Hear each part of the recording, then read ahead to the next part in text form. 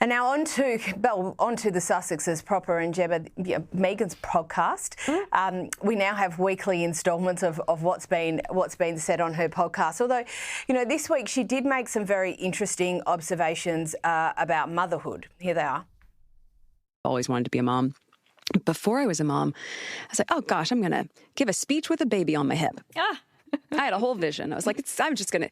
And then you fast forward. Granted, I had a lot of external things happening by the time I had both pregnancies and both babies, but it was not the way I envisioned it.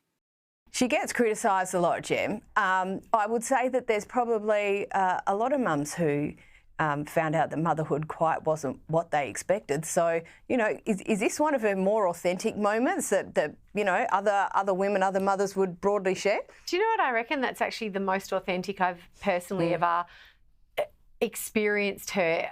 That being said, I don't listen to her podcast and try not to, hate myself for following a bit of the Sussex news, but hey, a girl's only human. But I do think this is the most authentic we've seen her. She's expressing, I think, the universal human condition. Out of all of my friends who have become mothers, I can't think of a single one who has said, oh, wow, it's exactly what I expected. I'm nailing it. It's so good. I know exactly what I'm doing.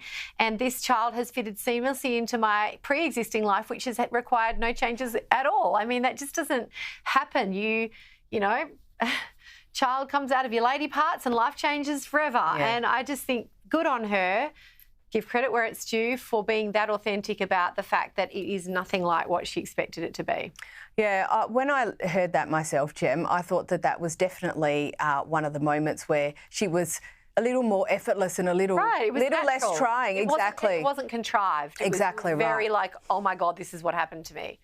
Not the whole podcast though, obviously. But anyway, she has her moments and we'll give her credit where it's due.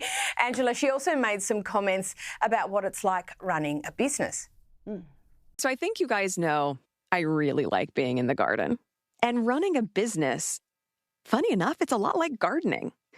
Some seasons are for blooming, others are for planting seeds, but most of the work, especially early on, it's tending to the soil, it's the foundation, it's what everything is going to grow out of. Angela, there's been plenty of criticism about her business efforts so far. I don't think that this helps. What's your view on obviously what she said, but also that there's ongoing commentary around her business efforts?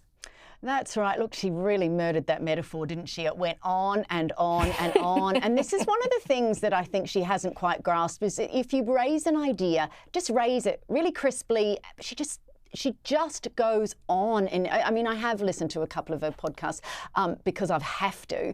But the point is, compare business to gardening. Well, there's a lot of people out there that set up businesses and they don't have seasons where they have, time to sow the earth. They're actually flat out just trying to keep staff. So I think that analogy was a really misplaced and it, as I say, went on for too long. She has had huge amounts of criticism in the last couple of weeks. What's one of the things I think is a PR expert came out and said the trouble with Meghan is that to become relatable, you have to be authentic to start with. So she's not hitting the authentic points, so then she's not getting the relatability, and then she's not getting the likability. And he was sort of making the point that this is the way that it flows, and it's not flowing this way for her. There was also a Saturday Night Live thing about the trade situation between the US and the UK, and there was a skit about the fact, well, all Britain will insist upon is that America keeps Harry and Meghan, that they're not coming back for them. There's all these, we've seen this so often in popular media that they have become the laughingstock. Ryan Reynolds, in fact, someone of his stature, was making the note that his dad worked in the food industry, and he was sort of saying his dad was Meghan Markle adjacent. That she's done this for 2 seconds and she's only done this for a couple of minutes, and she's speaking so authoritatively about what she does. And I think a little bit more grace and modesty wouldn't go astray. No, probably not. Gem, Harry and Meghan have celebrated their 7th wedding anniversary this week. She's put together a collage of previously unseen photos. What are your thoughts?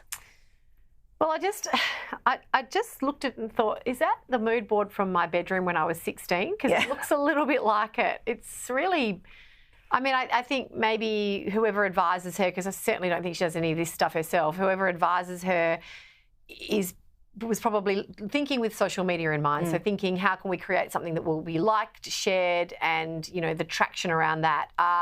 You know, again, it actually feeds into exactly what Angela was just talking about, the whole, you have to be authentic to start with. I think that's what people love so much about the Prince and Princess of Wales, is when they post a photo, whether it's an anniversary photo or a photo of Charlotte's birthday or the children's birthday, it's something that Kate has taken herself. And it's a real family photo. It's not contrived. Like, that is just like, dear Dolly. I mean, everyone's watching old enough to remember Dolly. But just to the previous point about her business, I mean, I've been in business, as you know, Caro, for 22 years, and to hear her talk such crap about, I mean, I can't tell you if I ever just spent time sitting around gazing at my seed and wondering how great it's going to grow. No. Seriously, that was just the biggest load of poppycock I've heard in a very long time.